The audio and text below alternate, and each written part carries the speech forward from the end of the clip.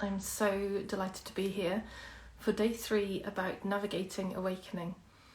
And this is all part, if you've not noticed this week, this is all part of your Inner Navigation series, which I've been going live for all week. So today's Wednesday. It's only been 3 days, 2 days so far. Hey, Una, nice to see you. So day 3, this is continuing tomorrow and Friday and Saturday. So you can join me live here at 2 o'clock every day, 2 o'clock UK time, or feel free to catch the recordings. I'm posting them here on Instagram, but also you can get them on my YouTube channel if you want to check them out there instead. So today is day 3, and as I say, today we're going to be exploring navigating awakening, having looked yesterday at where you might be, so navigating for yourself where you might be in your exploration, where you might be in your own journey, because there's a certain kind of person who gets the most from exploring with me, and they are people who've already had an awakening of some kind. So really when they're coming into my world, it's because they want to deepen into that. They want to see it more clearly. I mentioned yesterday about knowing for yourself. So there's a desire at that point to really know for yourself who you are, what's going on, understanding this experience of life we're having. So really that's what I'm going to be talking about today, is that deepening of awakening aspect. And then tomorrow we'll follow that with the enlightenment part of the journey and the part I play in supporting the integration of that. It happens by itself. I'll tell you more about that tomorrow, but it's so much easier when you've got somebody alongside you to go through that process. So today, awakening, and just to take us right back to day 1, where I mentioned about the river metaphor that I use to explain really all of our human experience. I just want to bring that river metaphor back in just now and use it like the map that it's intended to be. Now, bearing in mind the map will never ever substitute for the territory of our experience, but maps are super helpful for pointing. So, and kind of sending us in the right direction. So just to orient ourselves to that river before we start the conversation today, we are today looking at what is before the river. So when we're exploring awakening, we're looking at who you are before anything of content, before anything of form. We're looking at the most essential aspect of you, the most foundational aspect of you, because that, weirdly, although we've never been told this in most places, is the only place to look for any kind of security, safety, connection, belonging, love, all the things we've been looking for in the world. They are all the characteristics of our essential nature. So in relation to that river metaphor, we are exploring right upstream before there's even any water, before any kind of content.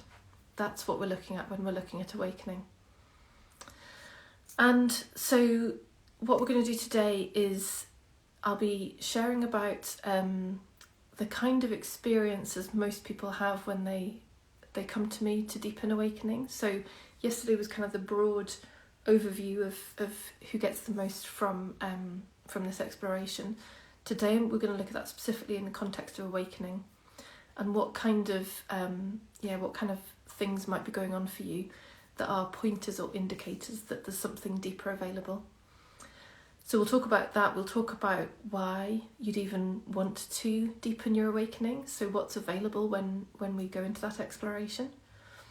I'm going to also share an inquiry with you today. So today you get to do some active exploring for yourself. Again, back to that point yesterday about our true and solid and unwavering awakening is when we've seen it fully for ourselves without needing to rely on anyone else. So there's going to be an inquiry today to introduce you to the kind of exploration that's available for you to have that unwavering knowing. And then at the end of today, I'm going to share all the myriad of ways you can engage with me for awakening conversations. If you're not interested, then no problem at all. Stay for this first part. Enjoy it, get everything you want from it, and leave with love at that point at the end. And I'll let you know when we're moving into that, so you can take that choice for yourself. because who knows, perhaps once you've listened you might be interested in hearing. And of course, just listening to it doesn't bring any obligation to do anything with that information, but there might just be something that you didn't know was available that could be super useful to you. So that will come at the end of today's conversation. So let's get going and begin with where you're at. So as I mentioned yesterday, most people who come into my world have already had an awakening of some kind. So I know some people, Piers Thurston being one of them, who loves to do the initial waking people up. Like, that's his perfect thing to do, and there are many other people like that who really, really love that initial bringing people from how their life has been into the recognition that there's something else available. And I seem to love the bit after that. So there are two almost like broad categories, I could say, that brings people into that into my world and the kind of experience they're having. So see which resonates for you the most. So one group are a group who they know they've seen something. They know something has shifted. Their life is so different to how it used to be. They know there's a depth of who they are available that they didn't know was available before. They've felt a lightness and an ease and a calm, but they have no real understanding of what that is.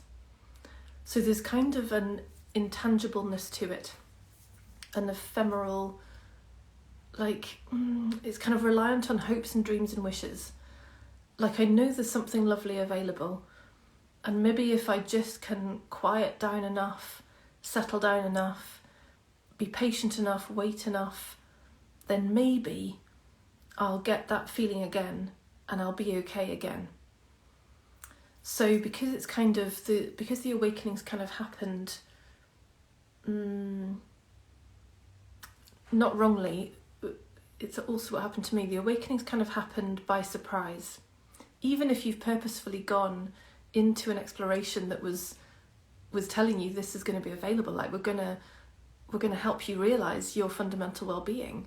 Even if you've gone purposefully into something like that, because this shift is before the mind, and if the conversation you've been in is quite poetic or metaphorical or story-based, then these shifts can happen behind the scenes, and you have no idea what's actually happened. You have no idea what's actually gone on.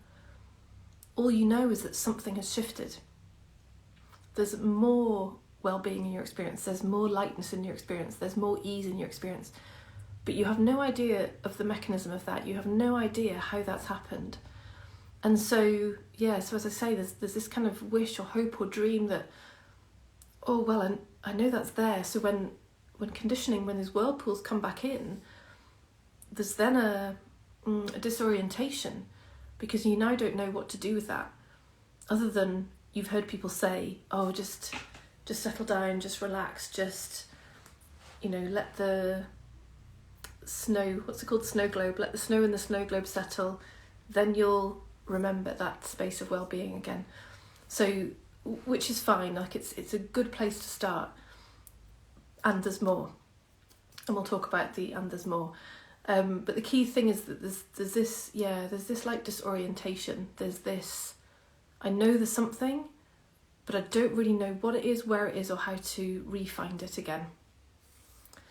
So that's the first group where, there's this kind of, something's shifted, I have no idea what, but I just know I really liked it, and I'd like more of that. I'd like it more reliably. And then there's a second group of people who, have had some kind of shift, but the mind has quite quickly got involved and learnt intellectually all the words and phrases and language around a non-dual or an awakening kind of experience. So these are people who, they do know there's something available. They most likely have had a glimpse or glimpses of that which is available, but they've often they've kind of got into that learning mindset, back into the intellect, back into the learning mind, and picked up the right words and phrases to use in the circumstances. And so although they sound like they're saying the right things, there's a disconnect. There's something just not quite landing within themselves, let alone with others in their world. And so again, this is a sign that there's something else needed. There's I guess in a way, there's a similar kind of disorientation. There's a similar kind of not knowing of really what's been seen, or really what has shifted. And it's been so quickly covered back over by a mind trying to say the right thing, to look impressive and look like I get it. Because that's a phrase that often gets used. To what extent do you get it? And so the mind can really want to look like I get it.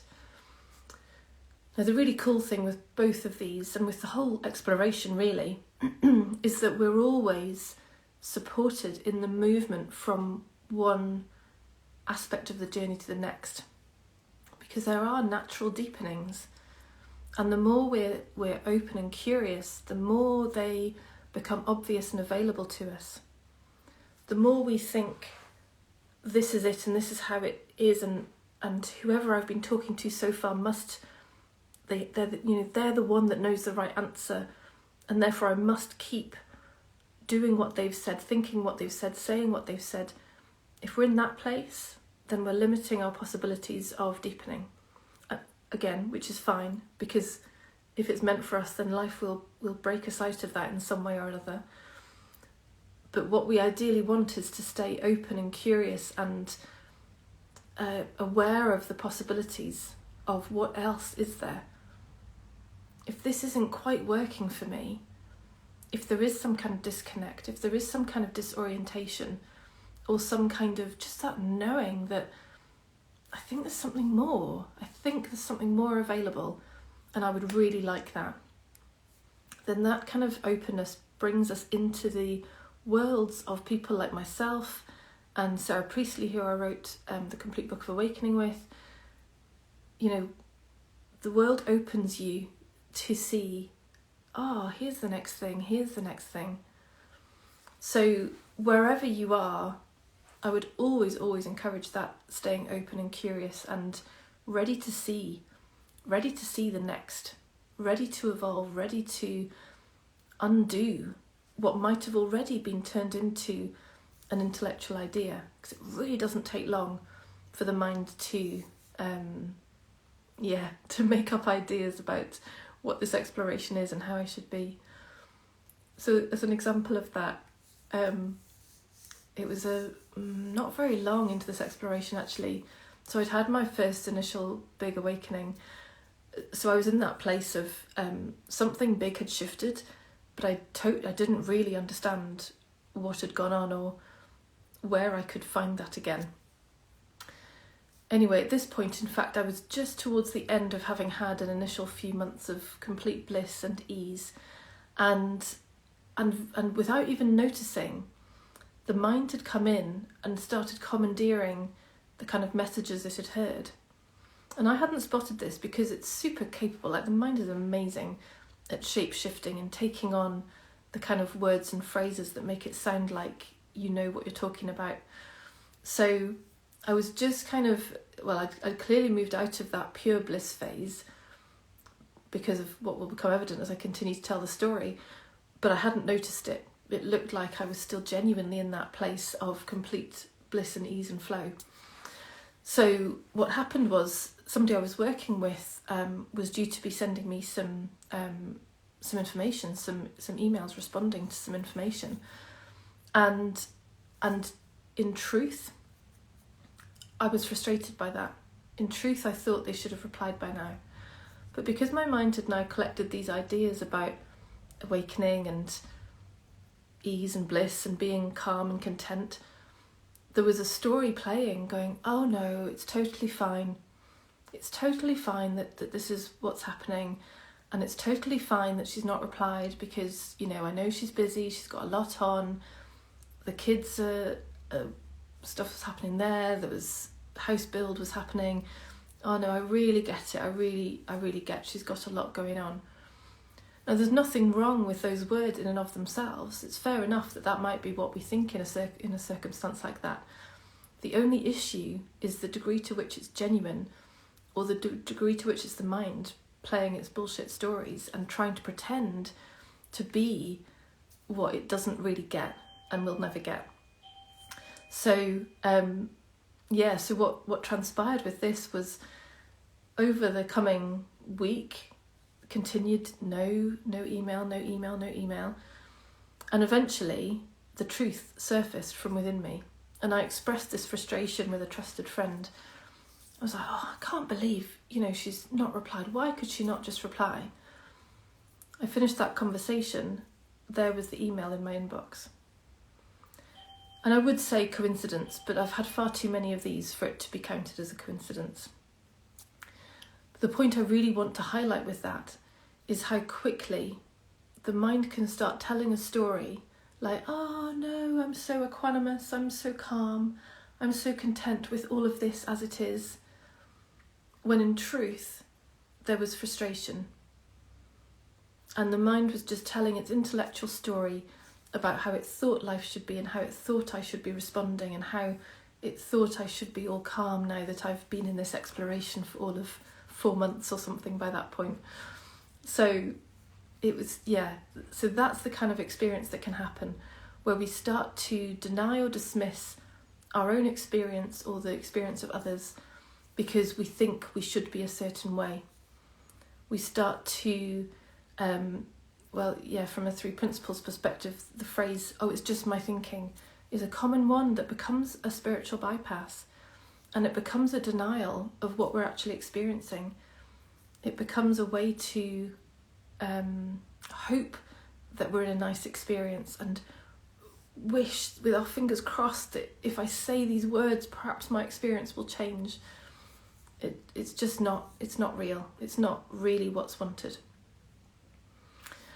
And as I've said at the very beginning of all that, it's absolutely fine, because life has a way of waking us up out of that. Life has a way, the more open and curious we are and ready to evolve and change, life will bring us the next opportunity to deepen into that awakening, truly deepen into it. Because what we all really want is for it not even to be a conversation. What we all really want is for it to be known so deeply that we would never think to have a conversation about who we really are ever again, because it's so obvious and evident that it's not even worth talking about. But it seems like, for some of us at least, for those of us who are in this exploration, it seems like we always have to go through this loop of really seeing it in order to come back to the same place of living a very ordinary life, or any kind of life we want for that matter, but with a deep knowing of who we really are, and such a deep knowing that it's not even a question, it's not even a consideration. That's when the questions stop. That's when the wonderings stop. That's when the wishes and hopes and gosh, if I cross my fingers, maybe I'll find that lovely, beautiful state again. That's when the intellect stops making up its stories about how it thinks it should be responding to this moment or how it thinks it should be behaving. Because all of those ideas fall away, because it's deeply known who you really are. And so a big part of that deepening of our awakening is absolutely that, getting to truly know, who am I essentially? What is the most fundamental aspect of me that I have ever known? And then really getting to know the nature of that. So where am I? What am I like? What is that nature like? At my true essence, what am I like? And when we look at that, and we look at the implications of that, the knowing, the deep knowing that we are not this, we're not just this body and mind. We are certainly not a separate self. When that is known, and known that who I really am is the essence of all of this, then that's the deepening, that's the shift, that's the drop into the deep contentedness that we already are, and which we've only lost sight of because of all those whirlpools in the middle of the river that we've been identifying with.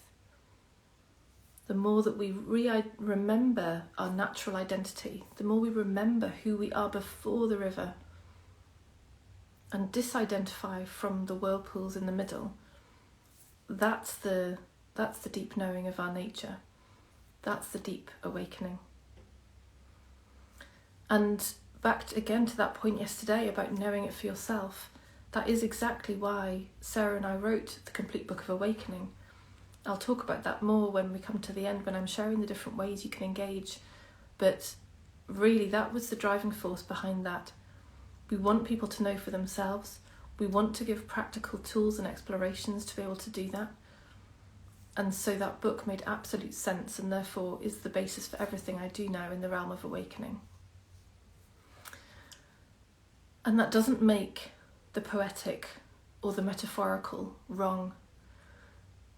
That can be an amazing way of opening the door, because through the poetic approaches and the story-based approaches and the metaphorical approaches, that logical mind can't get a foothold. It can't make sense of much of it.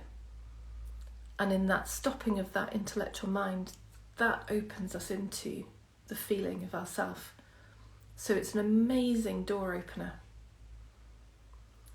But then, as I said it before about the kind of people who come for this deepening, it's like, okay, the door's been opened, but now I want to know what I've just walked through. Now I want to really know, what is this ground I'm standing on?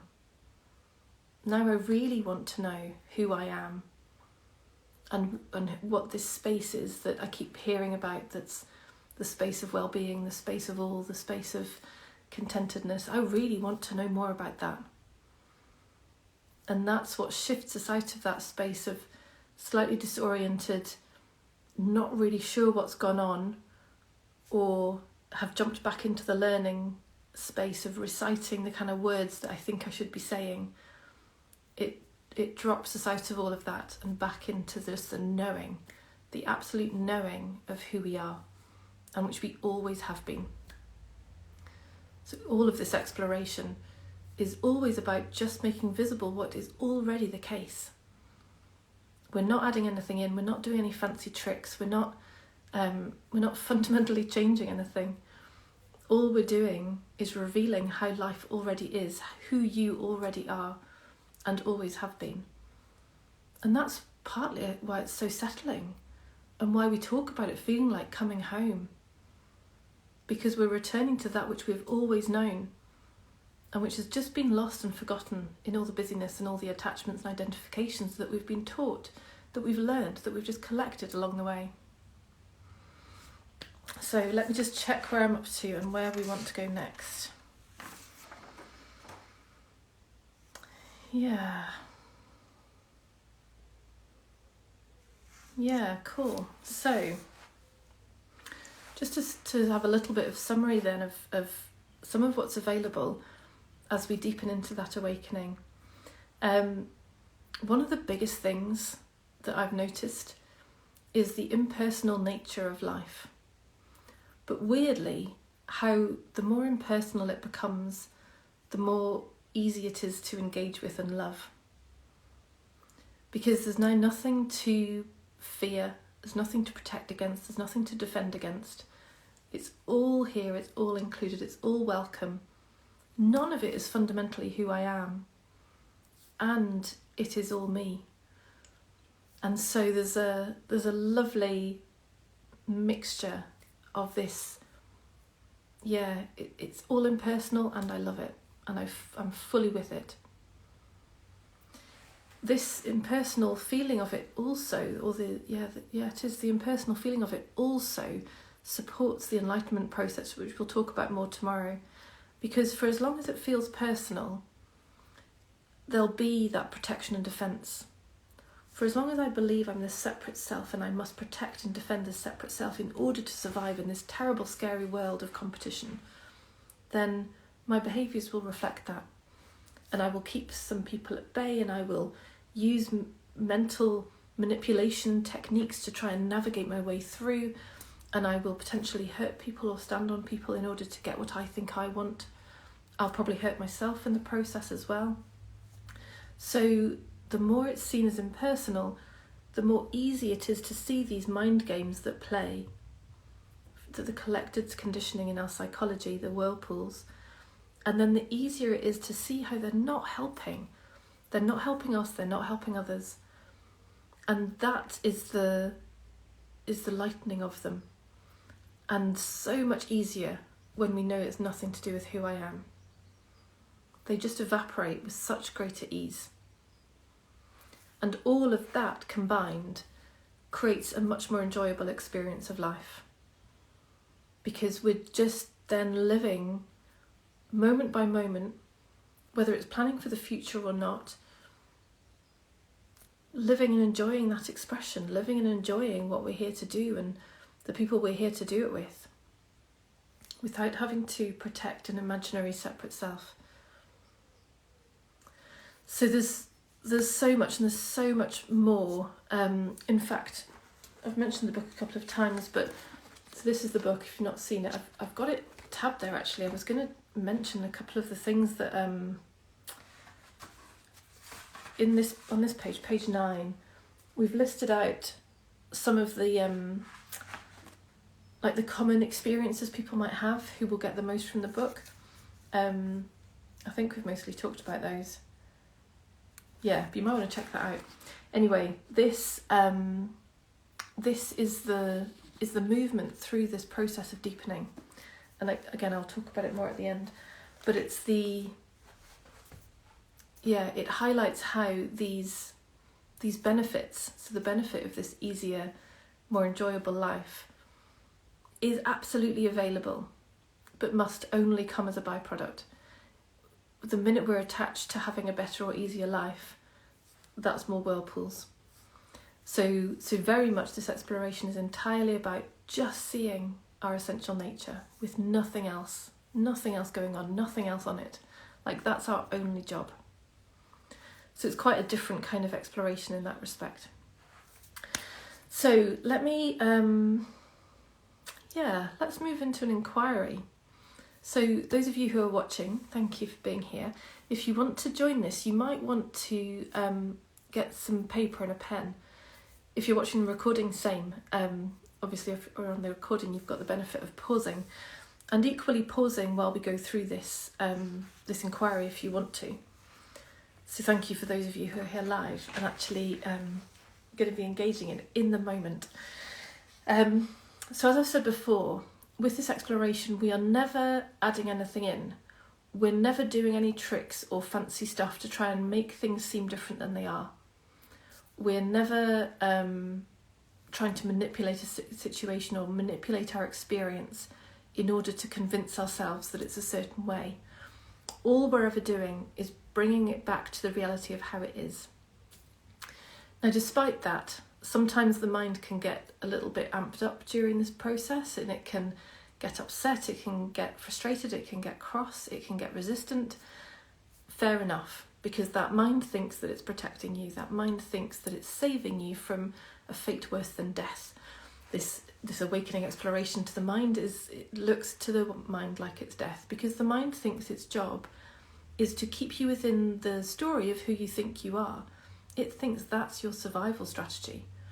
It thinks that's what's kept you alive all these years. And so, fair enough, it can get upset when we suggest that's not who you are, and when we suggest that that's not necessary to your ongoing survival. So if you notice that during this inquiry, you can appreciate the mind for that. You can say thank you. Let's understand what it's trying to do.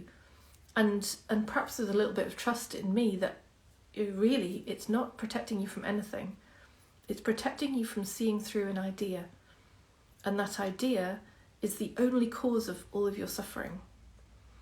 So thank you, mind. And if you come up during this inquiry, then fair enough.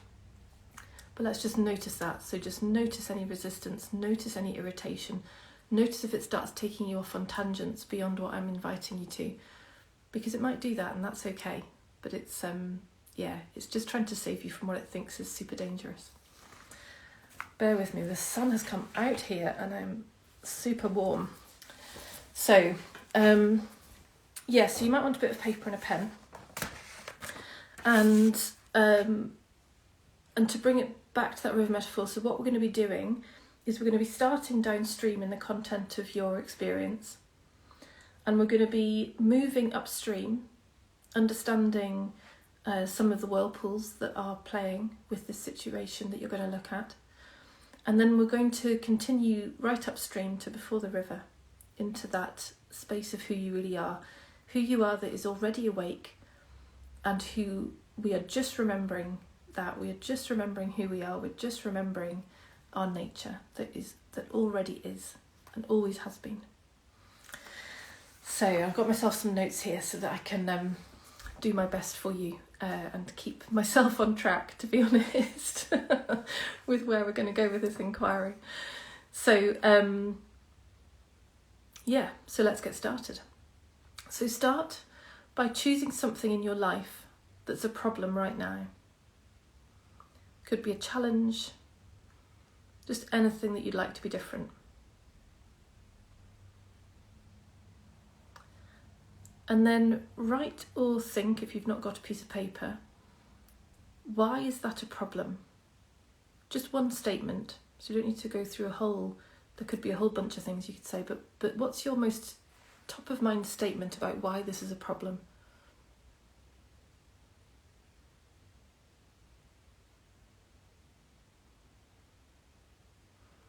Then once you've got that statement, and considering that statement alone, ask, why is that a problem? Again, you're just looking for one statement in response.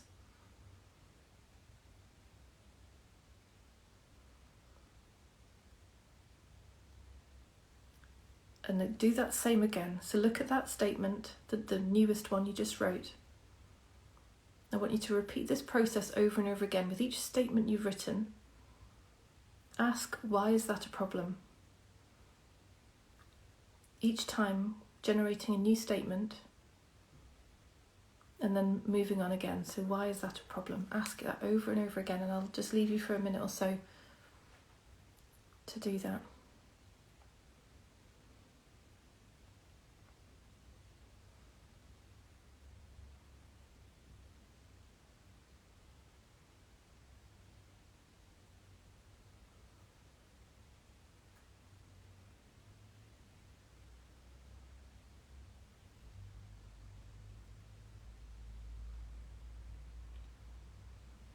Now I imagine that if you've come to the end of your line of questioning, you'll have a statement which will include me or I.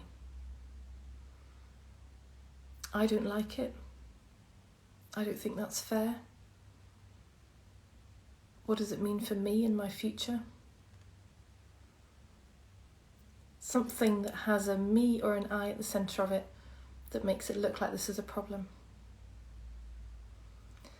Now those words, me and I, we just use all the time in our language. But when in class, at school or college or university, did anyone ever invite you to check what that me or I really is? Because that's the fundamental question of awakening. Who am I? So right at the heart of all of our problems is a me or an I statement. We have concern for this me or I, but we've never ever, not often, been taught to look at, who or what is that me? Who or what is that I? Because it's here. But nobody's ever invited us to check. We've just walk around with a bunch of assumptions about what we think me or I is.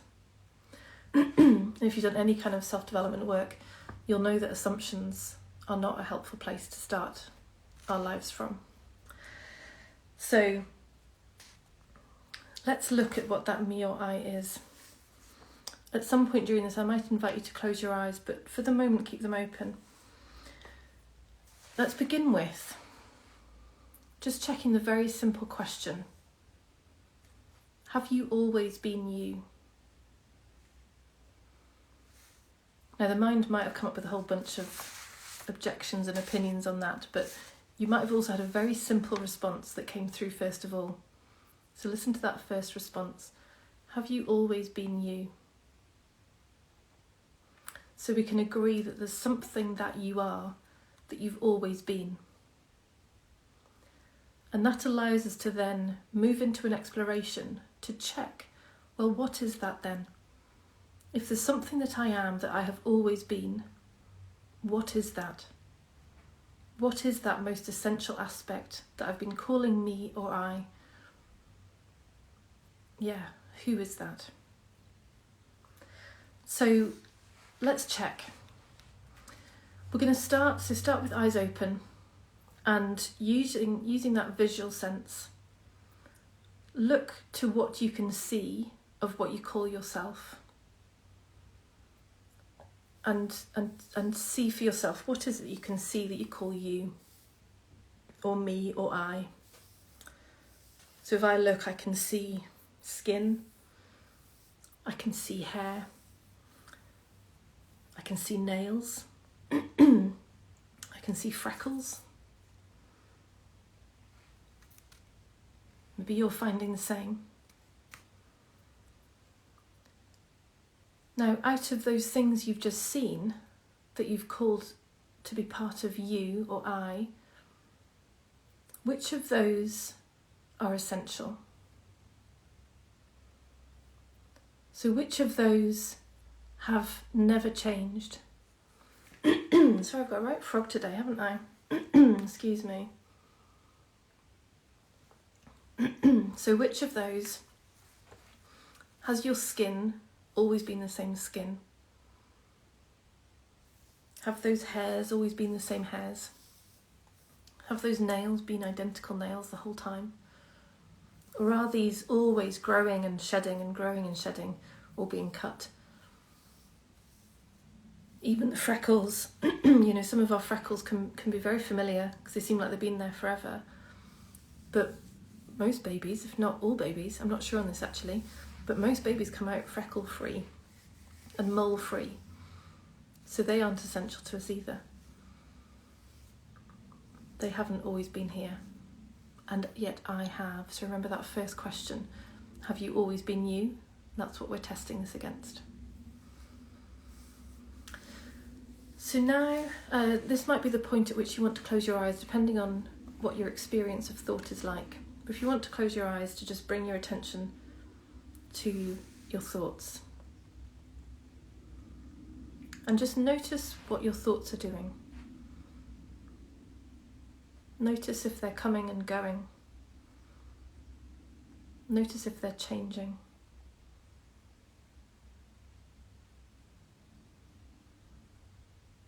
Notice if there's different ones coming all the time on different topics. Opinions, thinking about the shopping, thinking about the dinner, thinking about some work.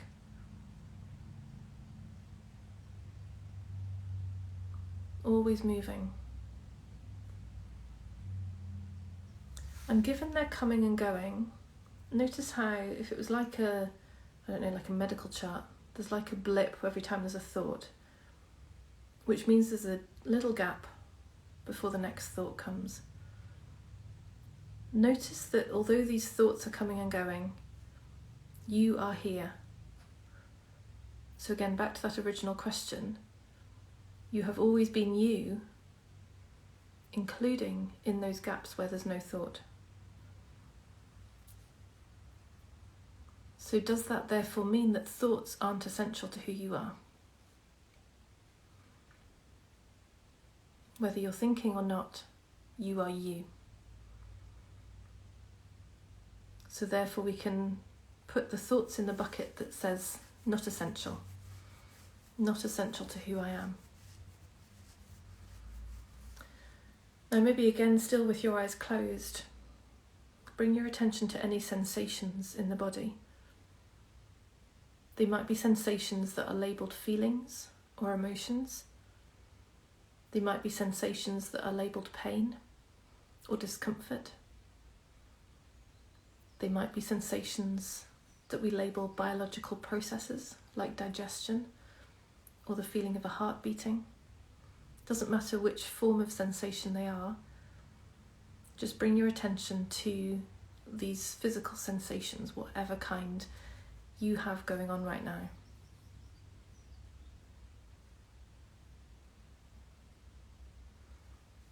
Now again, similar to the thoughts, notice, are these always here? Are they always the same? Even with a heartbeat, although it's regular, we know it started at some point and we know it's going to end at some point. And like the thoughts, it's got that beat. It's got the time when it's on the offbeat and the time when it's beating. And yet you are here. Notice with any pain, which can sometimes feel pretty permanent and solid and fixed,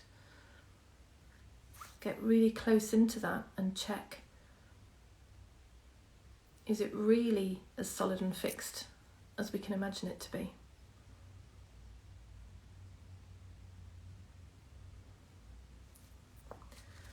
So with that too, these sensations, they come and go. They're here for a bit and then they disappear again. Even while they're here, they're changing and moving. And so checking that again against our original question, where we'd said yes to, have you always been you? Yes, I've always been me. And yet all these physical sensations are changing. So they can't be essentially who I am, because whether they're there or not, I am me, I am here.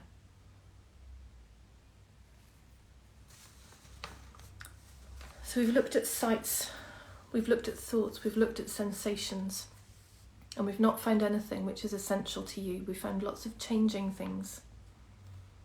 We've found lots of movement.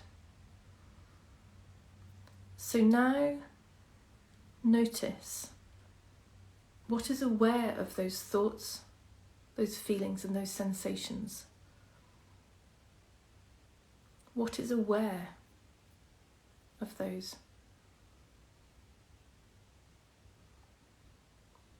Notice that you have always been aware of whatever it is you're aware of.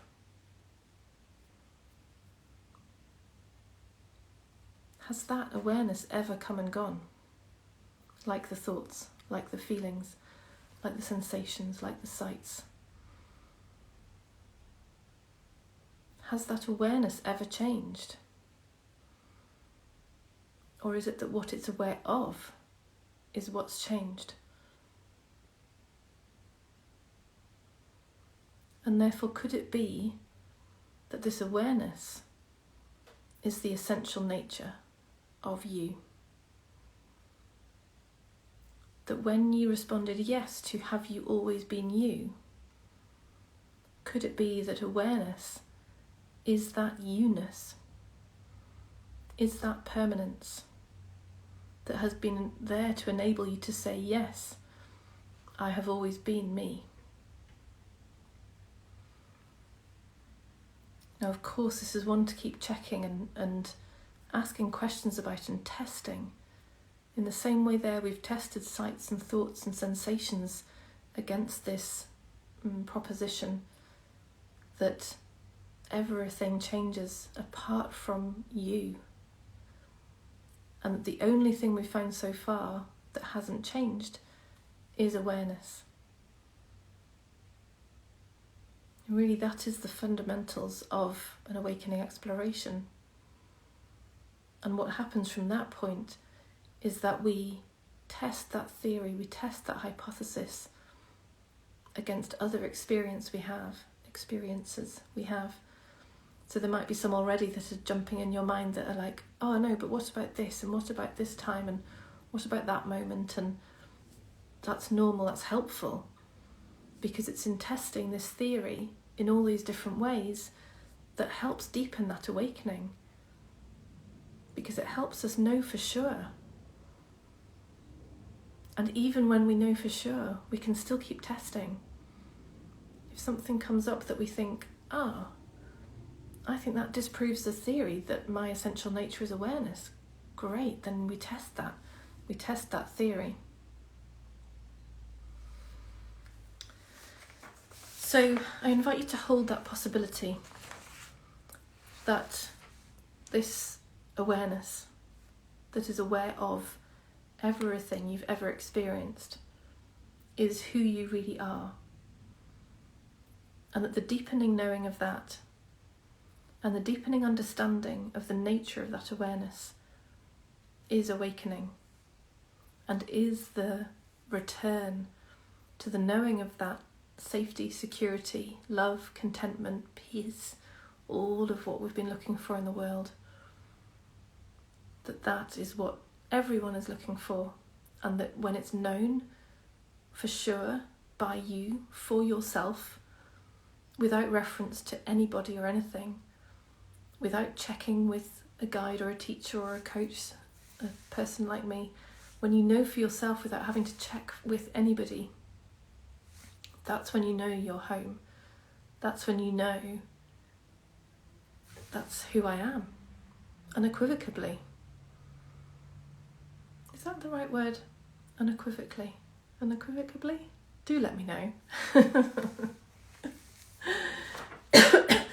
So, let me just check if there's anything else for me to add on that. Oh yes, let's do this final check. So just go back to that recognition of awareness. So if it helps, you can ask the question, am I aware? Notice that instantaneous turning around to look and check. Notice that which is aware. Get the sense of the feeling of that. And then check, does that awareness have any concern for the problem that we began that exploration with? When you see that neutrality, that calm, that okayness, you see that it's okay with every experience, including the problem that you brought to this inquiry. That is the solid ground, that is that contentment, that is that equanimous nature of ourself, which doesn't stop us from being in this world and having concerns and working through them. But it does really help us stop getting lost in the story of the mind that would make it seem like this is a danger for me, that would make it seem like I need to protect or defend myself in this situation. Because the more you know that space of who you are is unequivocally that space of calm and contentment, you know that you need no protection. You need to defend against nothing. And that completely changes your experience and your relationship with what we might call challenges or problems. And hence the ease and grace and flow that you can discover, rediscover, to navigate life with. So I would love to hear from you, and thank you to those who are watching right now, and I hope you've enjoyed joining in with that inquiry. I'd love to hear from you what that's been like for you, what questions it raised. If you're watching on the replay, same. What has that brought up for you? What made sense through that inquiry and what didn't? Where did questions pop in that tried to take you off track, or distract you, or say there was something else you should be doing? Where did it disagree? Where did the mind disagree with what we were doing or what I was saying? Where did there begin to be argument or justification or dismissal? And what questions are you left with? Where does it look like you would want to inquire next? If there's something where you think, I wasn't awareness in that situation, or or this means I'm not just awareness. Those are the things to bring as your next point of exploration. The journey continues. As I said earlier, until we've looked at this from all these different angles and really satisfied the mind's issues with it,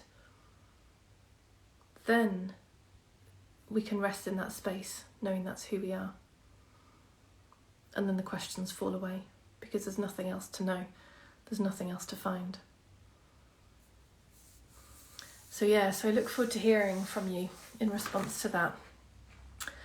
So just to recap, we've talked today about, just move my bits of paper out of the way.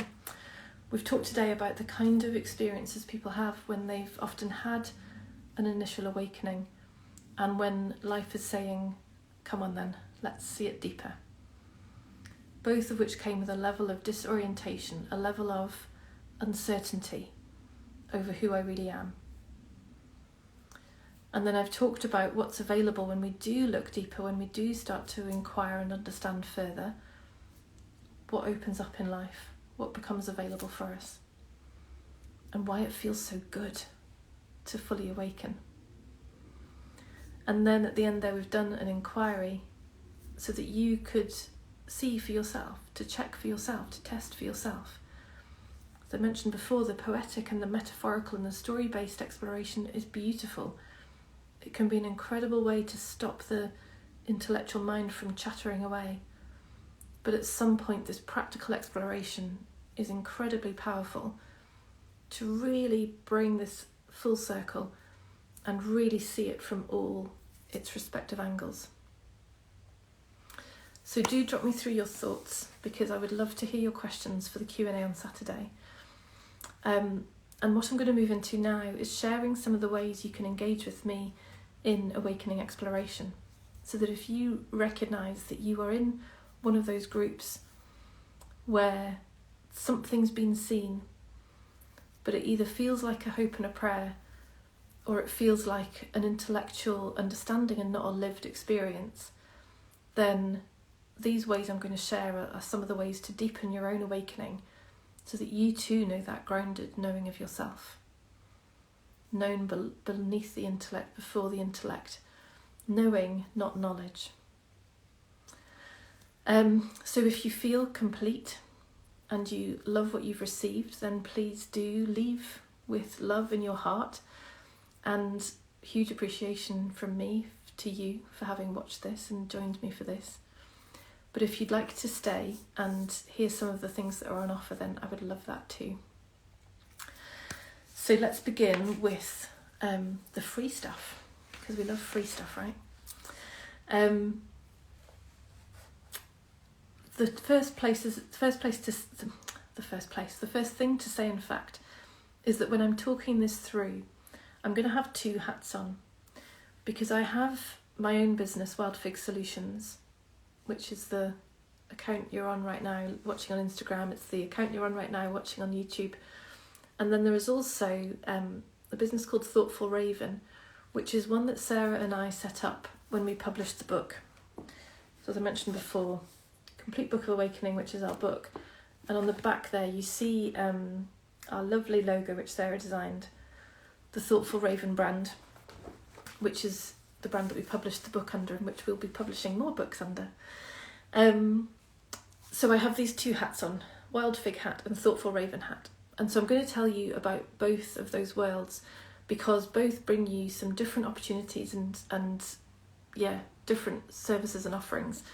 So of course I want you to know about both so that you can choose, because what they provide between them is a huge range of options for a range of budgets, depending on what you want to spend, what you're ready for. It's got something for everyone. So beginning with the freebies, both of these have a newsletter. So both my Wild Fig website, both these links will go in the description. My Wild Fig website and the Thoughtful Raven website both have places to be able to sign up to join our newsletters. And of course, as well as telling you about what we're up to in terms of courses and programs and paid for things, we will also share, and we do also share, insights and pointers and common experiences we see, or inquiries like we've done today, so that you get insight, you get value, you get something useful, not just a whole bunch of, oh, join this, do this, have you seen this? We do want to bring value through those newsletters. So both of those have newsletter options. The Thoughtful Raven option also has free resources. So with the book, there are a number of the explorations, beginning from chapter 4, there are a number of the explorations that invite the kind of quiet and mental state like you've just been in with that inquiry we've done today. And so when we first developed the book, the original book group said, you know what would be really helpful to have those as audios, so that I'm not having to go back and forth to the book all the time, and like from the book back into meditative state, into the book and back into the state. So I recorded a bunch of the explorations on audio, so that you get that for free in the resources that come with the book, as well as loads of downloads, which Sarah was amazing at pulling together and getting into that free resources site, so that you basically go to that one place and you've got loads of great stuff there for you to use for free, to go with the book, so that you can boost your experience. People have really said that audios particularly really help with doing the explorations. And then the other thing that is low cost, and cost will depend on where you are, but we also created an exploration journal, and that basically, it's a lot thinner. You can see it's a lot thinner than the main book. It's an amazing, and I'm sorry, but it really is amazing. It's an amazing summary of each exploration, the question that was asked, the summary of, journal prompts, space to write. It's got the quotes and a summary at the beginning of each chapter. So it's a really lovely little version of the book, a lovely summary, a lovely place to capture your thoughts. Really succinct and to the point, so that if you ever wanted to go back to stuff, you've got it really neatly in one little place. And if you don't like writing in books, it gives you that space to write, where it's like you're allowed to write in this one. It's a journal. It's good. So that's a lovely extra to get with the book, so that you can have that space to explore inwards. Like this inquiry we've done today, you've then got your space to capture your questions and to think about what's that shown you, and what conflicts are there with me with that, what's arisen with that, what doesn't make sense from that exploration. Because asking ourselves those questions is part of our movement forward into the answer. So it's, brilliant resource there for that. Next thing on the list of what's on offer, both places have a community. So let me remember which hand is which. So in Thoughtful Raven, we have a Thoughtful Raven community, and you join there. It's one space for everybody and everything.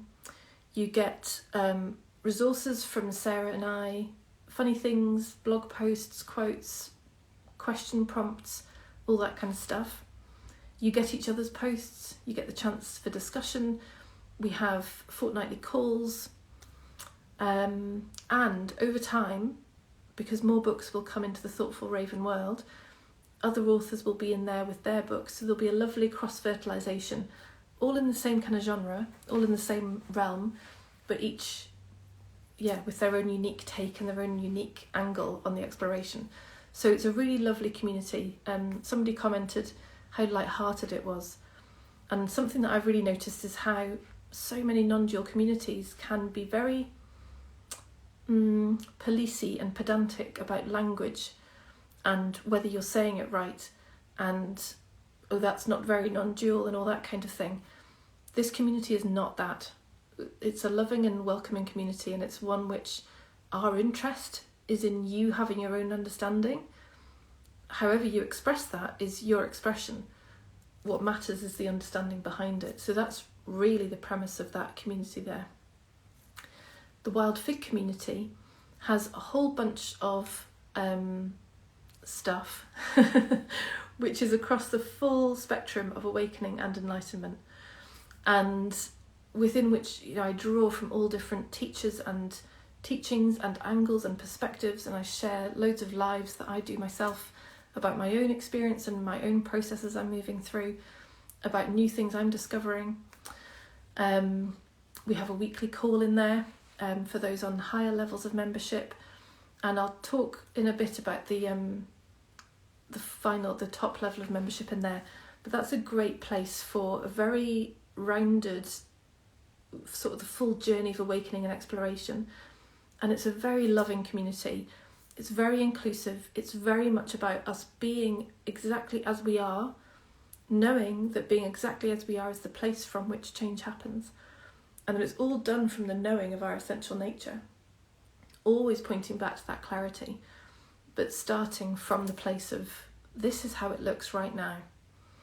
So it's very, I like to think of it as like a home base for you to come to, where you can be held.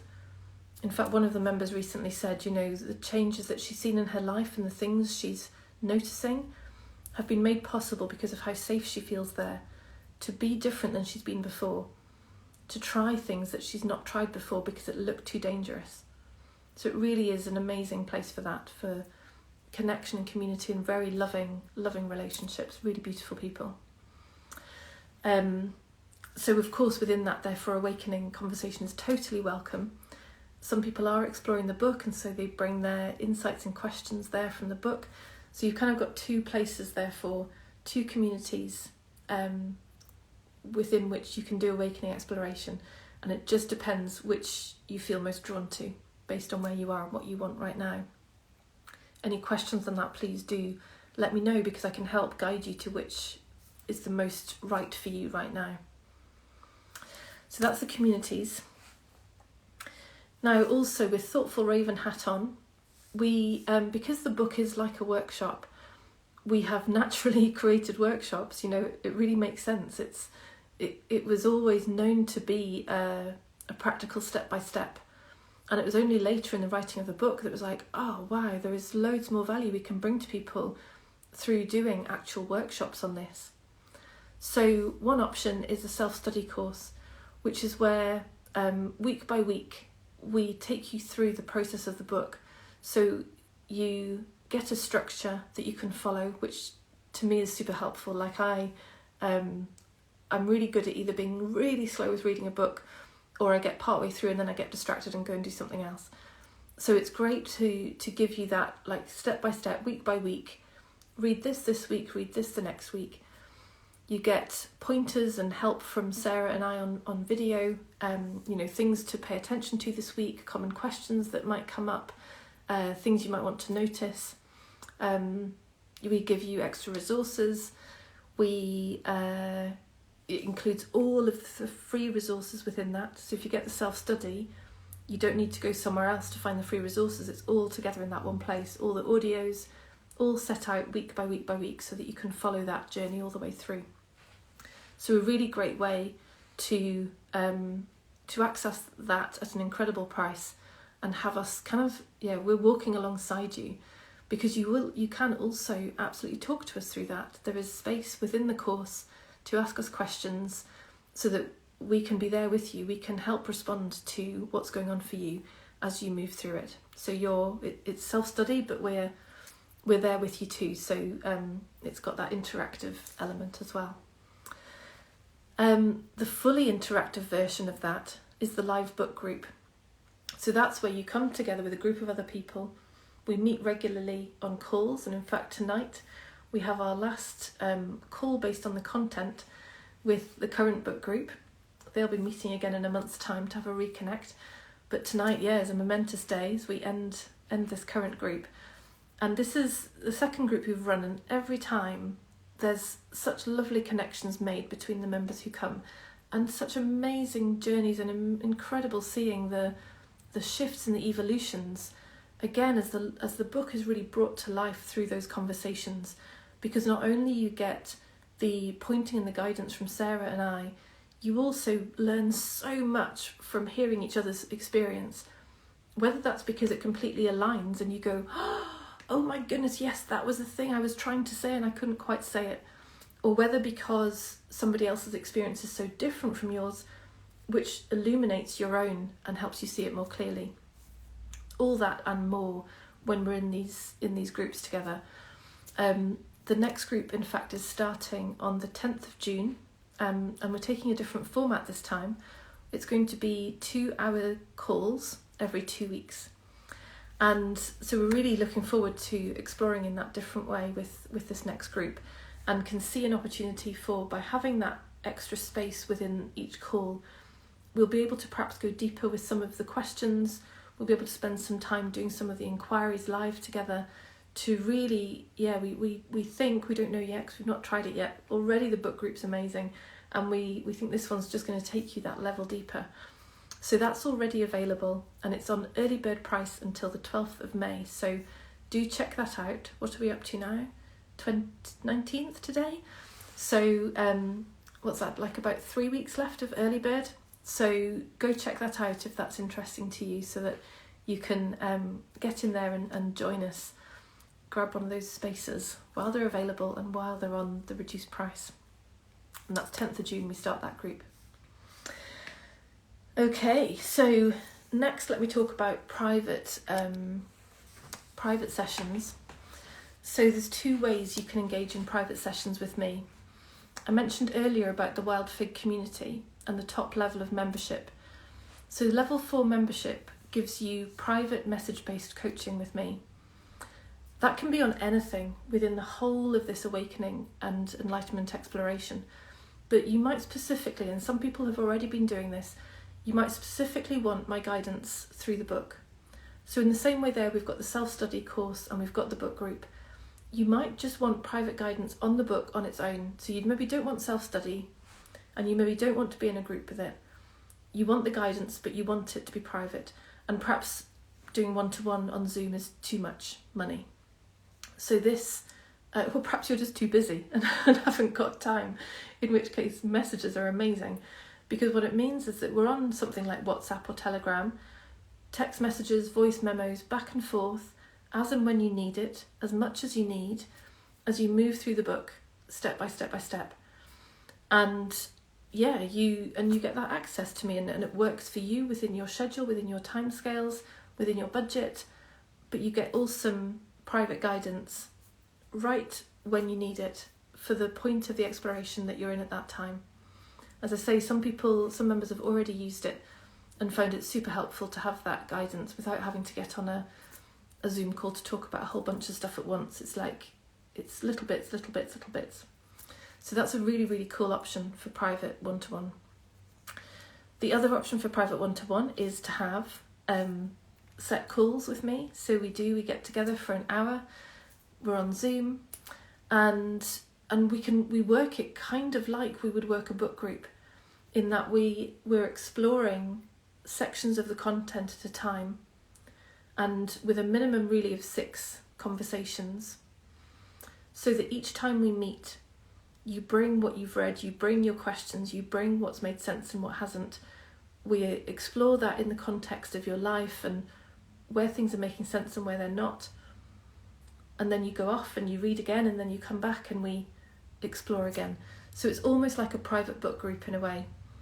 And as I say, minimum of 6 sessions. Some people prefer to have 12, and because it's kind of 12 sections in the book. That's how we've worked it with the book groups when they're on 1-hour calls. So it's very easy to do over 12 sessions. But if you wanted to concertina it, we can do it in 6, but that's the minimum that we do it in. So that's the option, to have private one-to-one, like a private book group, with a minimum of 6 sessions, as I say, and then usually up to 12. And by the way, those sessions come with message coaching included as well for in-between times. And if you're a member and you've booked 6 sessions as a minimum, you also get 20% discount. So there is a huge benefit in becoming a member of Wild Fig community, because you get all the benefits of the community, plus you get the message-based coaching, plus you get your private one-to-one coaching, and the private one-to-ones at 20% off. So that is becoming an increasingly popular package to go with, because you get the best of all of it for an amazing price. Now, the last thing I want to talk about is energy transmissions. And this is actually what was the final full realisation of my essential nature, our essential nature. The final full awakening for me came thanks to energy transmissions. So I'd been in language-based exploration for a long time. Well, I say a long time, a very intensive time, for 3 years at that point. And I was done with talking. I felt like I'd done all the verbal exploration I could possibly do, and I didn't feel I could do any more. And so, as I've seen happen over and over again, when we come to the end of a road with something in our exploration, something else opens up. All the more easily, the more open we are to that arriving. And so I'd come to the end of my language-based exploration. I knew there was more to see. I knew that my knowing of my essential nature wasn't fully grounded in. And energy transmissions came into my life. So energy transmissions are basically often likened to Reiki, in that they are a transmission of energy. The difference is that with Reiki, you tend to, the practitioner brings the energy through their system and uses their hands to transmit that to you. Energy transmissions are coming directly into your system.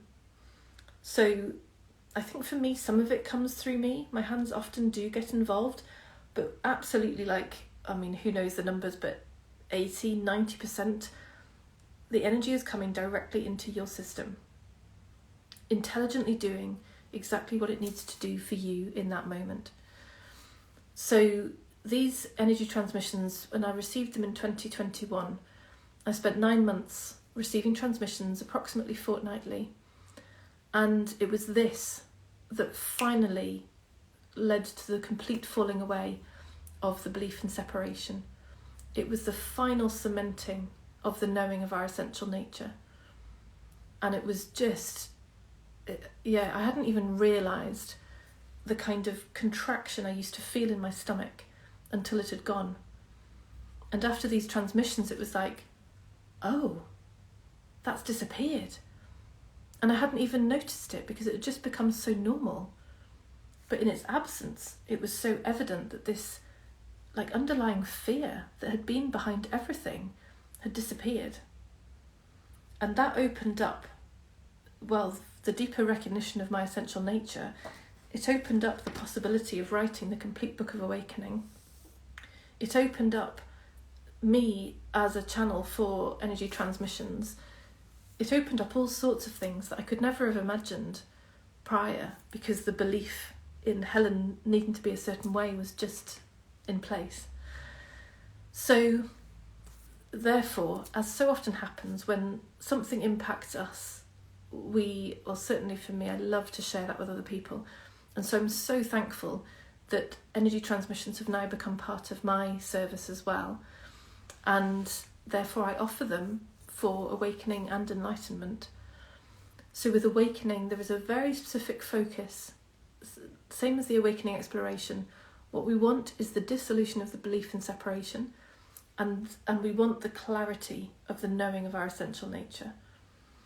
And so receiving energy transmissions for awakening, that's the purpose of those transmissions. A very specific purpose, because that's the specific purpose of awakening. And as you heard me say, I received them for 9 months fortnightly. Now, of course, there's no obligation. You might have them for a bit and then go, I'll give it a break for a while and then come back again. For me, there was such determination that, God damn it, this is going to happen. From the moment I knew about the possibility of awakening, it was like, something in me wants that. It was just known. It was so known. So once I discovered transmissions, and I'd seen my friend go through it before me, and he was okay, so I was like, okay, I'm going to do this. I was determined, so I was absolutely committed with my 9 months fortnightly, which, in fact, the person I received transmissions off commented on that, saying that's quite rare. So if that's not your experience, that's okay. But what I want you to know is that they're available. And what we do is we meet, well, there's two ways actually. We either meet for half an hour, and the primary purpose is transmission. So we spend a little bit of time up front just talking and checking about where you are, and fine-tuning any of the exploration from that conscious language-based perspective. And then we spend at least 15 minutes in transmission time, and then we close. So they're short sessions. You come fortnightly is ideal, because you get to receive the transmission, feel the beautiful benefits of that, and then have an integration phase before you come back for the next one. By the way, in that integration phase, that's where it can get bumpy. So that's, again, is a time when it's great having somebody there beside you who gets the journey, who gets that all the bumps along the way are perfect, but who can hold you steady in that while you're experiencing it. So that's one way to have transmissions, where they're just the transmissions half an hour at a time, specifically for transmissions. The other way is to have them built into your hour-long one-to-one private sessions. So within the hour, where we therefore perhaps spend 45 minutes talking about the book and what you've been reading, which explorations you've been doing, what challenges you've faced, all that stuff. And then we can spend the last 15 minutes again in transmission time, so that it's built into that private one-to-one time I was talking about earlier. So it's a really lovely option, that actually, because then you're supported in multiple ways. We're doing the language piece, we're doing the logical exploration, but also you're receiving the energy which is naturally shifting you into that identification as yourself and dropping the belief in separation. So they are amazing. And therefore, in fact, to circle right the way back round to free stuff, which is where we began with this section of what's available for you, on my YouTube, and again, links will be in the description, I'm currently doing 100 days of transmissions. And so we're on day 55 today, I think it is. It's a nice number. There will ultimately be 100 transmissions there for you to choose from. They're obviously more, what would be the word? Gentle, because they have to suit a larger audience. But so therefore, when you come for one-to-one, they are more powerful, they are more impactful. And that means that the free transmissions available there on YouTube are a great introduction, because you can give them a go, you can see how they feel, you can see how your system responds. And then as and when you feel ready to dive deeper and to get some more focused attention in that way, then one-to-one transmissions are amazing for that. So yeah, check out the free transmissions there on YouTube to get a taster, see what they're like, and then we'll take it from there. So as you can see, loads of ways for you to engage with me in terms of the awakening conversation. I love all of them. I love having such a breadth of variety and different ways for you to engage based on what you need and what's right for you right now. Always knowing that could change, and we always stay open, whether that's to do something else with me or it's to move on and do something with somebody else. It's so healthy to stay present with what is it right now, what feels right for me right now. That's my primary interest, that you're doing what's right for you. So thank you for listening, in hearing me share all of what's available for you. And any questions, again, drop them in the comments, drop me a DM. I've also got a discovery call. So if you're kind of thinking, oh my goodness, there are so many options, I just don't know where to begin, then book us a discovery call, and then I can help you navigate and orient and see, well, is it something that I've got available? Or indeed, is it somebody else in my network who is more suited to you right now? Because thankfully, there are lots more of us who are normal people, who are in this exploration, who know who we really are, and who love to support others in